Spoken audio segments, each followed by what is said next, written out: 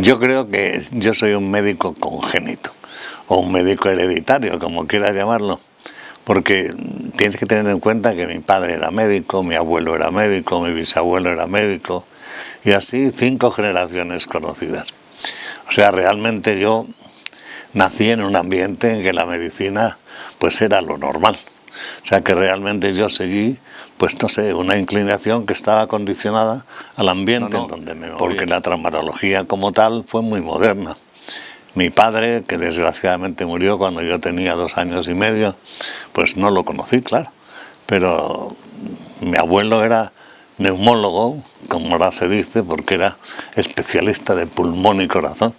Se le hacía fundamentalmente tuberculosis, la tisiología, que fue uno de los iniciales también de aquello, ¿no? En la Facultad de Medicina de Madrid, de la Universidad de Madrid, en la única que había en aquel entonces, en San Carlos, en la calle de Atocha, y después nos fuimos al nuevo San Carlos, al Hospital Clínico, en donde también está aneja la Facultad de Medicina. Bueno, la más importante fue la Madre del Rey, claro, a la cual operé 2 veces, que además me dejaba siempre fatal, porque primero tuvo una fractura de fémur y le tuve que poner un clavo de Kunzer, que se llama.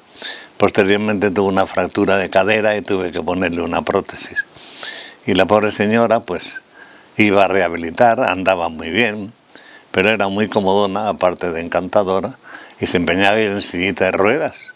Y decía, pero señora, me está usted dejando a la altura del betún, porque podía andar perfectamente. Me dediqué a la política durante año y medio, una cosa así. Y realmente de una manera curiosa, porque cuando me ofrecieron este puesto, el señor Sánchez de León, Enrique Sánchez de León, pues yo le dije que no era mi vocación la política, y que sintiéndolo muchísimo yo solamente le podría dedicar la mitad de mi vida. Y entonces yo era subsecretario por la mañana, me quitaba la púrpura del poder a las 3, a las 4 y me iba al hospital a trabajar y a pasar consulta y a operar, cosa que ahora hubiese sido una cosa absolutamente imposible.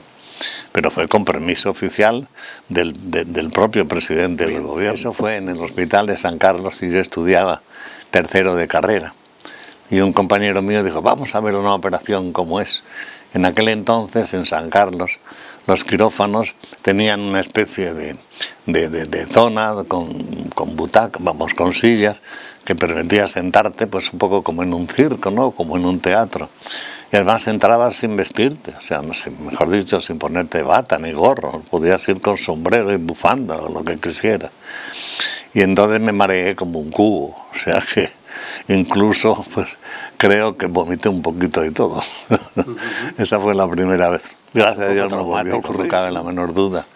Además, como la realidad o la necesidad de esa serie ¿qué diría yo?, de situaciones y de actos y de maniobras que son necesarias, hacen que parezca un poco mítico el ir cubierto, el gorro, la mascarilla, los guantes, estás siempre, como es lógico, pues mirando a los demás y mirándote a ti mismo de una manera especial.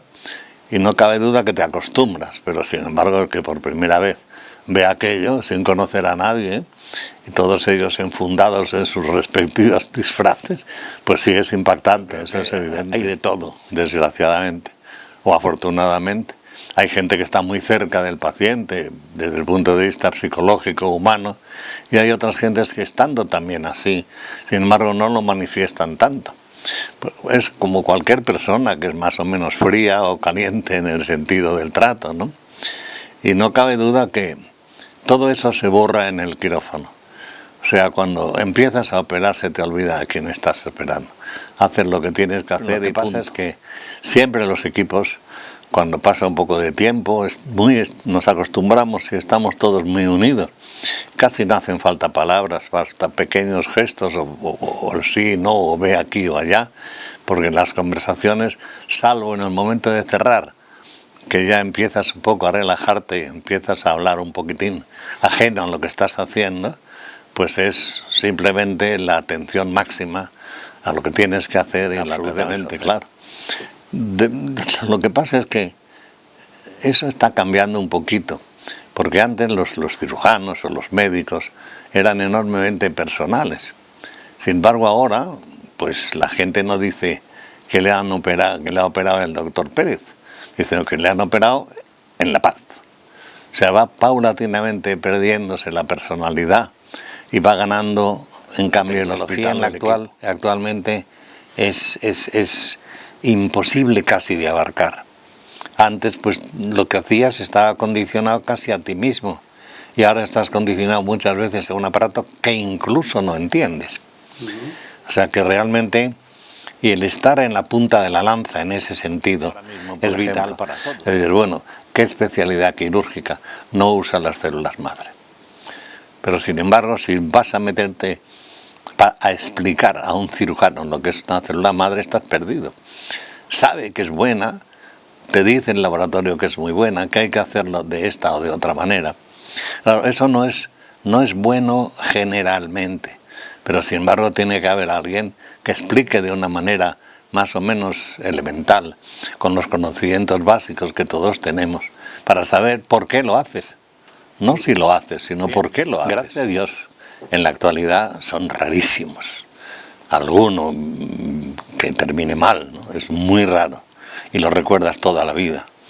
Pero sin embargo, pues hace años, por ejemplo, era frecuente las paradas cardíacas. Entonces estabas operando y el anestesista te decía, se ha parado.